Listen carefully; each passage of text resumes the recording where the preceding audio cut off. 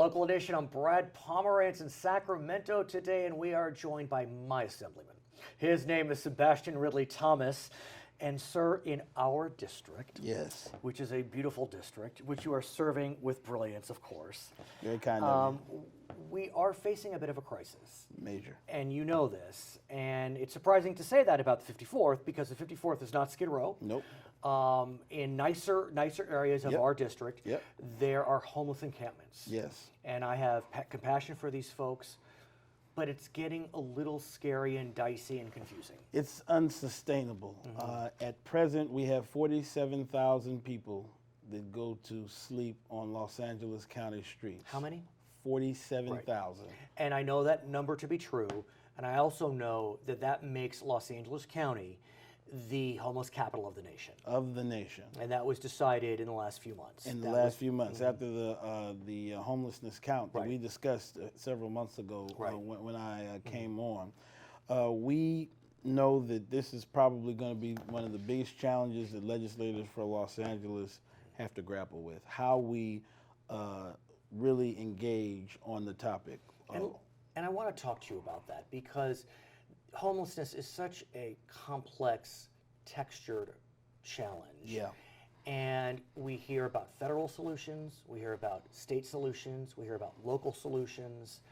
You are part of the state government. Yep. I know that your friends in the Senate have been floating an idea for a bond that would come out of Prop $63. I'm not sure if that has gotten any traction. I think it's got a great deal of traction, and it's a great idea, but we need immediate relief. So what's the answer then? 'Cause LA City, you know, our LA City and LA County, they like to point fingers at each other. They do. On homelessness. And the county's come up with roughly $120 to $150 million for 6 various areas: prevention, subsidizing housing, building income capacity and workforce in the population, case management, and psychiatric services, frankly, social work services. The state can help the county most, and you'll hear more and more about this in coming days with rapid rehousing. Rapid rehousing is when you look at someone who has become recently homeless, less than 3 or 4 months, and you elevate a priority to make sure that they get into housing immediately with transitional services. Here's part of the challenge. In some of those facilities, they require sobriety. Yeah. And that can be an impediment to entry. Are we looking at what's known as housing first? Yes. Let's get them in, and then we'll get them sober? Yeah.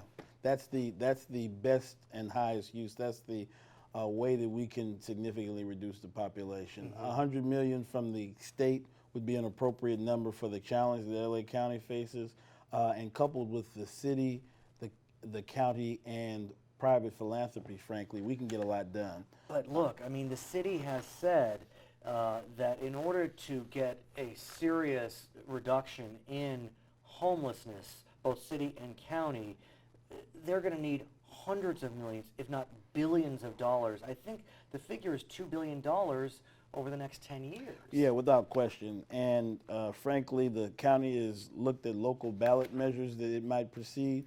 The one that seems to be getting the most traction is an income tax on millionaires, a slight, very small percentage hike on that for a period of time to fund our Homeless Services Authority. I want to talk about that. Los Angeles County is unique that we have a joint powers authority. It's a multi-jurisdictional entity across the county. The 88 cities in the county come together for homeless services, for coordinated homeless services. That's where we build affordable housing for the homeless. That's where we do this rapid rehousing, which is a voucher program. That's where we do the vouchers for veterans that have significantly helped us to reduce the veteran.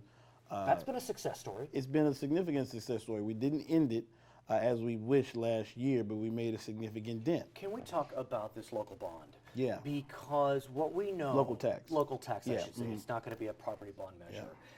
We will see, we'll call it R2, on the ballot in November. For our viewers statewide, that will be an extension of a sales tax increase for transportation projects. Correct. And that needs 2/3 vote. It does. It was on the ballot in 2012, and it didn't pass by a sliver. Yeah.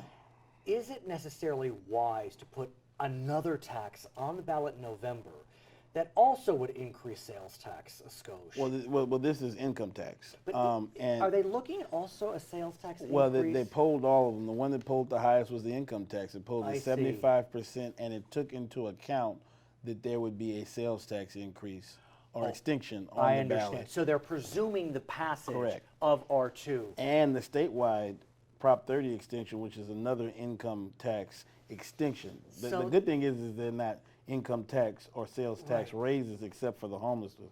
But let me just tell you. But you've said it. I mean, we're going to have likely Prop 30 extension. Yeah. We're going to have R2 an Yeah. extension.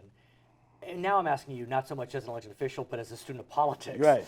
You know, do we want in LA County to have this third taxing measure on the ballot? Well, the issue has become, and there are 39 people that represent portions of LA County that serve in this 120 member body between the There's Senate a and the new Assembly. LA caucus. That's Are right. you? I'm one of the folks that helped got it. shepherd the Got it. program along and listen to diverse voices because it's Democrats and Republicans.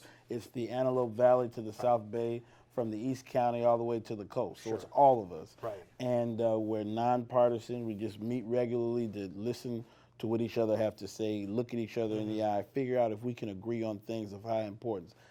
One of the few things that there is unanimous consent on is homelessness.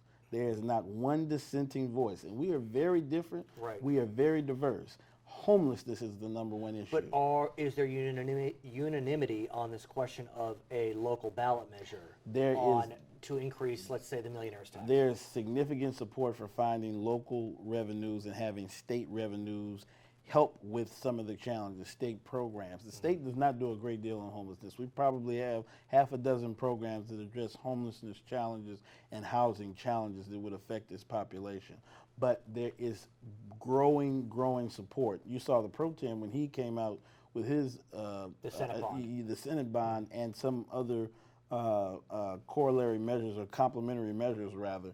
There was bipartisan support. So I suspect that you will see at the local level similar efforts. And in our constituents' minds, homelessness has now risen to a quality of life issue similar to the top polling things in public policy. And why is that? Because there are encampments in areas where you've never seen encampments. 60% increase over a 24-month period. It was 40% last year, 20% this year in tented homelessness.